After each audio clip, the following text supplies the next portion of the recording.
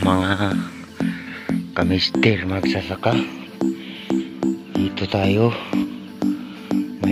May tanim pala akong kalabasa dito. Dito sa inarinduhan naming lupa. Yan, kalabasa. Kaisan. Kalabasa to, kalabasa. Yan, punta pala ako dito kasi magkuha ako ng kalabaw. Maya kunin din natin tong mga alaga nating baka, ating alagaan sa tabi ng tubuan. So lagyan ko ng kalabasa, mais, mais. Yan, kamister magsasaka, kailangan dito sa bukid na masipag ka lang at huwag tamad-tamad at paraos din at kasi sa pang araw-araw okay na dito kahit konti lang, basta mayroong makain ayos na. Okay, ito kunin natin yung mga alaga ni Mr. Magsasaka na kalabaw.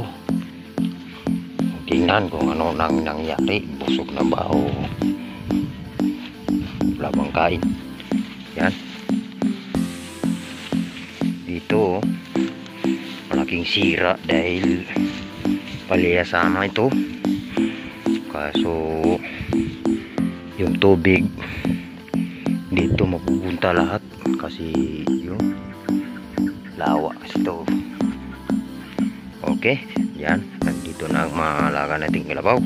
Iuwi muna natin ito sa bahay kasi baka magugutom. Hoy, buhay niya. Ala, baka wala pa yung kalabaw natin. Ay, wala pala, hindi pala makawala. Talagang tinalik ko talaga dito. Ay, okay, yan, kalabaw. Iuwi na natin itong alaga natin, kalabaw. Okay, oops, bakiro tag baka niya. Okay, go. Ay, mga sabi-sabi, kasabihan na ipagsabi sa inyo si Mr. Magsasaka. Okay, birada Mr. Magsasaka, ikaw na po. Magandang araw mga kamister magsasaka. Dito tayo ngayon sa tabi ng tubuhan, nagpakain ng mga alagang baka. Ito araw-araw ang aking gawin, daily routine na sa akin ito. Kumbaga nakasanayang buhay na mag-alaga ng mga hayop. Ito,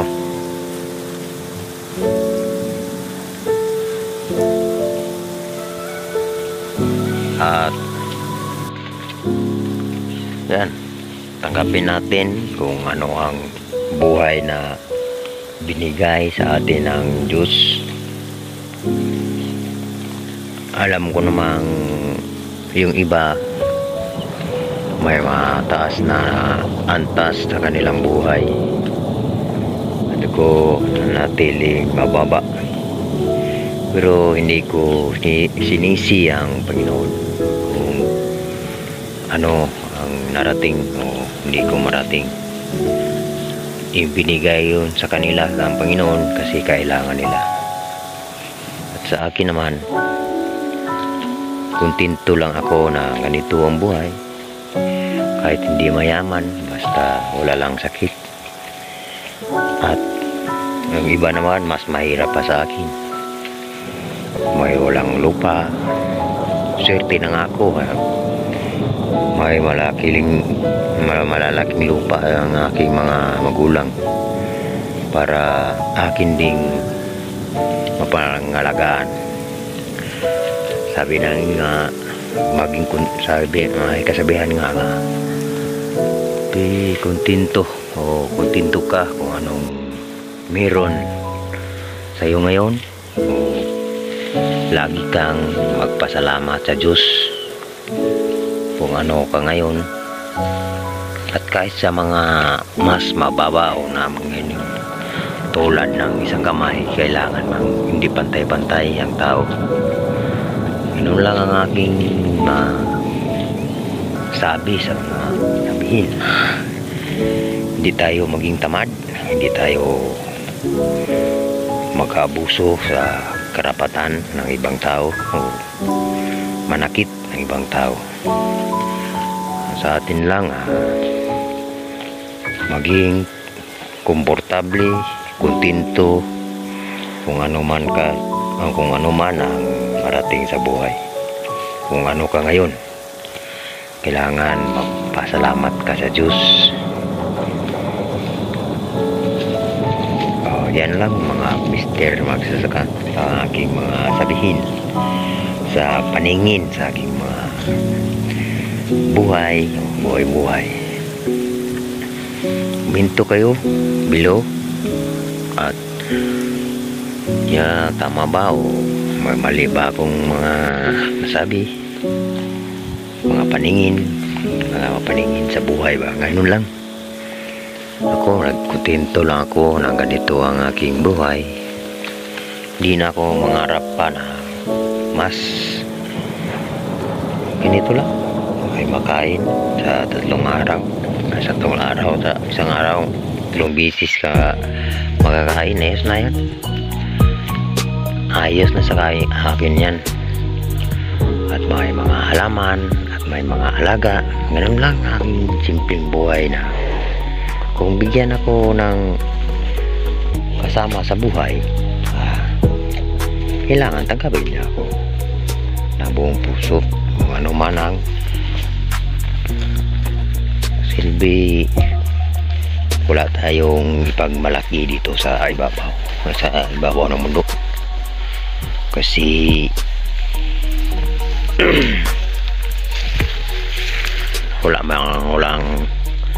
walang ipinanganak na nakabihis na.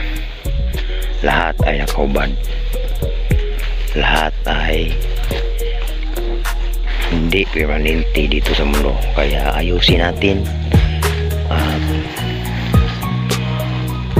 mahalin ang kapwa-tao at mga ginawang mga bagay ng Diyos. Kailangan nating pahalagahan. Wala ng lupa, hayop, mga tanim. Mamahalin natin sila at pahalagahan. Kaya marunong ka lang makipagkapwa-tao, makisabay sa akin. Hindi ka madaling magalit kung hindi naman kagalitan yung sinabi. Minsan lang may mga tao talagang sa tingin na mataas na sila, yung marating na sila, yun ang napakamaling gawain. Kung ano man ang narating mo, pasalamatan mo ang Panginoon, at walang ibigay ang Panginoon na hindi mo kaya.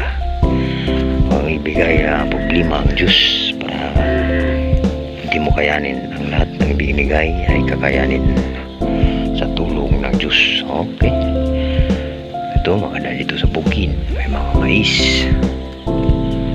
Okay, yan lang mga mister magsasaka. Sa sunod na video ulit, please subscribe my channel, Mr. Magsasaka TV. Goodbye, I love you all.